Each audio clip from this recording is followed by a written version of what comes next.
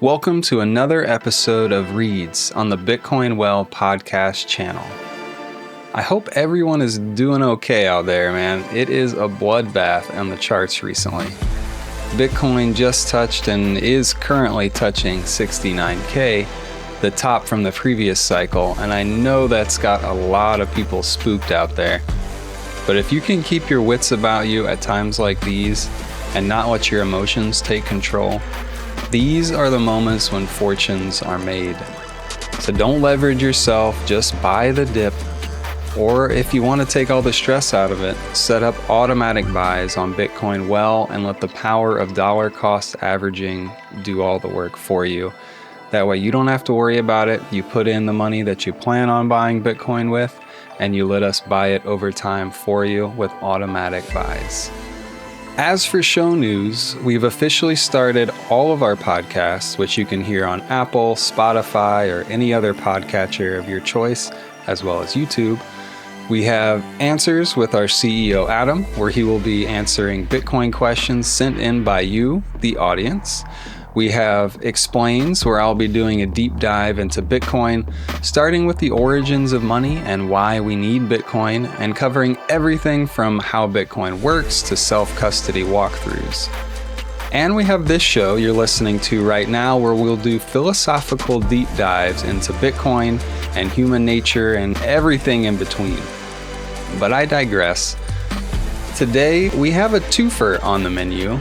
The first piece is about money and how it relates to the story of our sovereignty. And then, not so completely unrelated, we have a follow-up piece about why self-custody of Bitcoin is a needed piece of the puzzle.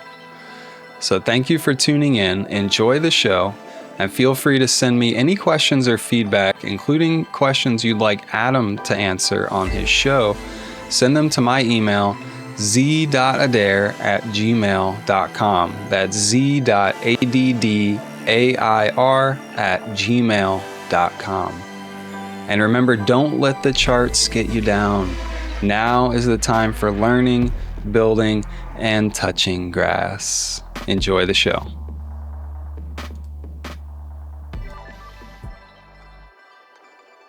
Money and Freedom, the Story of Our Sovereignty, by Ulysses Alfaro. Throughout history, money has done more than store value. It has shaped how free we are.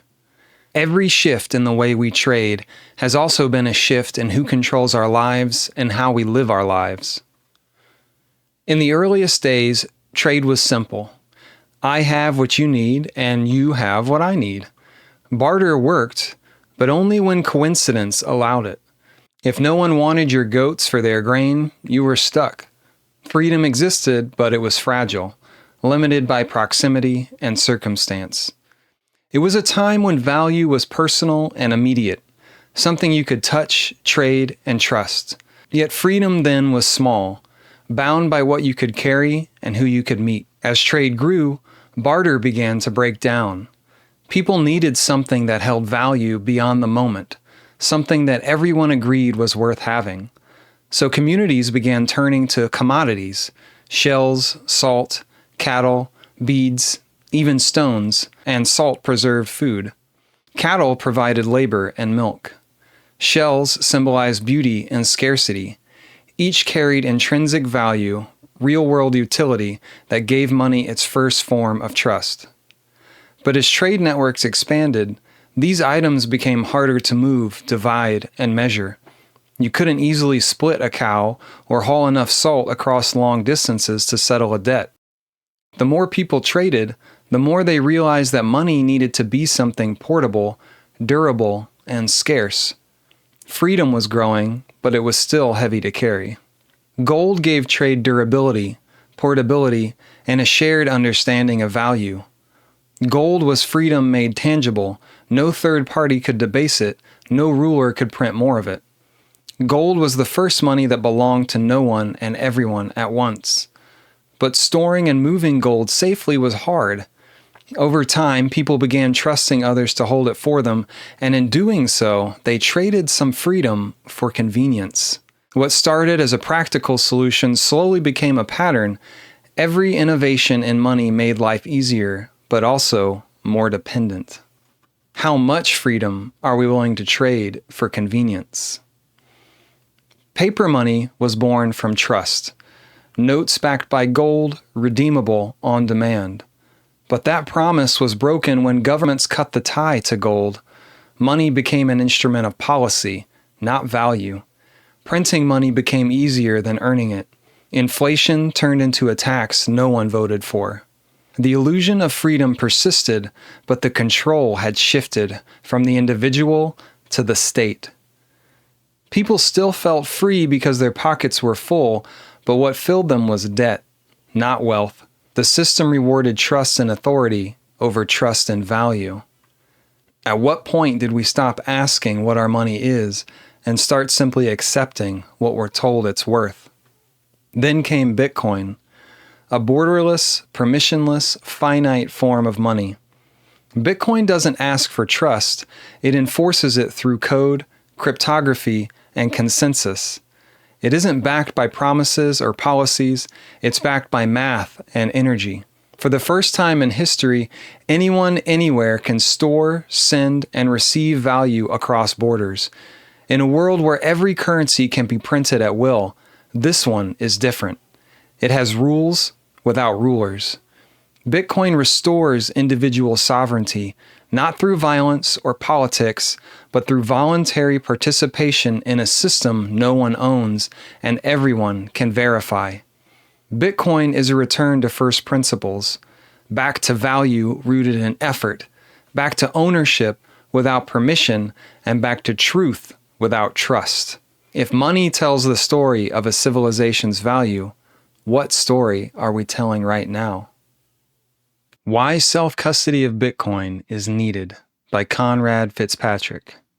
Let's talk about control. Not just the kind you see in politics, but the control over what you can say, what you can spend, and ultimately how you live. It's creeping into every part of our lives, and if you're paying attention, you've already seen it happen. Remember the Canadian truckers' protest? If you donated just $50, you had your bank accounts frozen and all financial access cut off, not because of criminal activity, but because the government at the time didn't like what you stood for. Look at donations to Palestine. Many financial institutions are outright blocking donations to causes supporting folks struggling to survive in Gaza.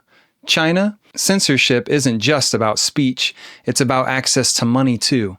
Completely cutting people off from being able to participate in the economy. Economic strangulation is real and a growing government control tactic. You see the pattern? It doesn't matter what your politics are. If you step too far outside the accepted lines, you'll be cut off. Your money is no longer yours if someone else can decide when you can access it. If you think this level of control is new, think again. In 1933, Executive Order 6102 forced Americans to hand over their gold to the government under the threat of fines and jail time. Why? Because gold was real money, and the government wanted to control the monetary system to finance its growth in spending and services. Gold at this time was $35 an ounce. Today, it's worth thousands per ounce. The dollar, meanwhile, has lost 99% of its value in that same period. Then came 1971. Nixon took the U.S. off the gold standard completely, meaning the dollar was no longer backed by anything tangible. Since then, the government has printed money at will, inflating the currency and making everything more expensive over time. And yet, we're supposed to trust this system? Our money is no longer tied to gold or anything of value. Fiat money has value simply because government says it does. But history proves that this system is built on a lie. The more they print, the less your money is worth. It's not about helping the economy or fighting inflation. It's about making sure you stay dependent on the system. And when people get too self-sufficient, that's when they start pulling tricks like EO 6102. Bitcoin fixes this. Governments can seize gold. They can freeze your bank accounts. They can tell you what you can and can't spend money on, but they cannot control Bitcoin. Bitcoin is money that exists outside of their system. It can't be inflated away. It can't be seized by decree. It allows people to transact freely, regardless of politics, geography, or financial status.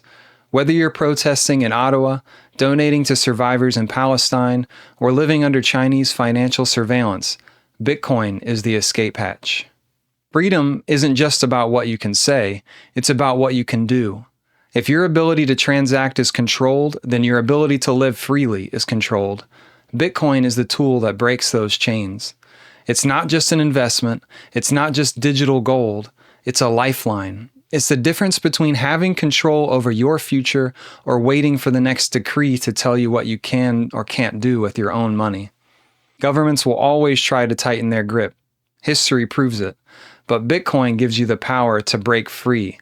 The question is, will you use it?